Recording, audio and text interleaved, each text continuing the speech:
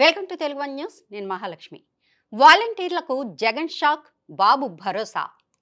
వాలంటీర్లకు CM Jaganmohan Reddy shock ఇస్తే ప్రతిపక్ష నేత చంద్రబాబు నాయుడు భరోసా ఇచ్చారు. ఏపీలో సార్వత్రిక ఎన్నికల వేళ ఈ అంశం చర్చనీయాంశంగా మారింది. జగన్ వాలంటీర్ల వ్యవస్థ ఏర్పాటును చేసినప్పటికీ వారి సేవలను తప్పుడు పద్ధతుల్లో వినియోగించుకుంటున్నారనేది జగమెరిగిన సత్యం. వాలంటీర్ల సహాయంతో ప్రజల వ్యక్తిగత డేటా సేకరించడంతో పాటు వారిని వైసీపీ కార్యకర్తలుగా జగన్ మార్చేశారు. ఇక ఎన్నికల సమయంలోనూ వారిని పార్టీ ప్రచారానికి ఉపయోగించుకొని లబ్ధి పొందాలని జగన్ కుట్ర చేశారు. దాంతో కేంద్ర ఎన్నికల సంఘం వైసీపీ కుట్రలకు చెక్ పెట్టింది. వాలంటీర్ల సేవలను ఎన్నికల కోడ్ పూర్తయ్యే వరకు తాత్కాలికంగా నిలిపివేస్తూ ఆదేశాలు జారీ చేసింది. ఎలక్షన్ కమిషన్ నిర్ణయంతో షాక్కు గురైన వైసీపీ అధిష్టానం కొత్త కుట్రకు తెరలేపింది. వాలంటీర్లందరినీ రాజీనామా చేయించి పార్టీ ప్రచారంలో వాడుకోవాలని వైసీపీ నేతలు ప్రయత్నం చేశారు.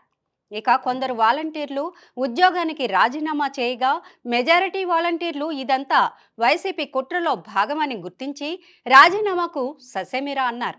అయితే రాజీనామా చేయని వారిని మళ్ళీ అధికారంలోకి వచ్చాక తొలగిస్తామన్న బెదిరింపులకు వైసీపీ నేతలు దిగారు. దాంతో ఆందోళనలో ఉన్న వాలంటీర్లకు చంద్రబాబు నాయుడు అండగా నిలిచారు. దాంతో వాలంటీర్ల నుంచి హర్షాతిరేకాలు వ్యక్తమవుతున్నాయి. ఏపీలో వాలంటీర్ల వ్యవస్థపై పెద్ద చర్చే జరుగుతోంది. ఇటీవల ఎన్నికల సంఘం వాలంటీర్లను పెన్షన్ల పంపిణీకి దూరంగా ఉంచాలని ఆదేశించింది. వారికి ప్రభుత్వం ఇచ్చిన ట్యాబ్లు, సెల్ ఫోన్లు వెనక్కు తీసుకుంది. ఇతర మార్గాల ద్వారా వృద్ధులకు ఇంటి వద్దకే వెళ్లి పెన్షన్ ఇవ్వాలని ఆదేశాలు జారీ చేసింది. దాంతో వైసీపీ తప్పుడు ప్రచారంతో లబ్ధి పొందాలని చూసింది.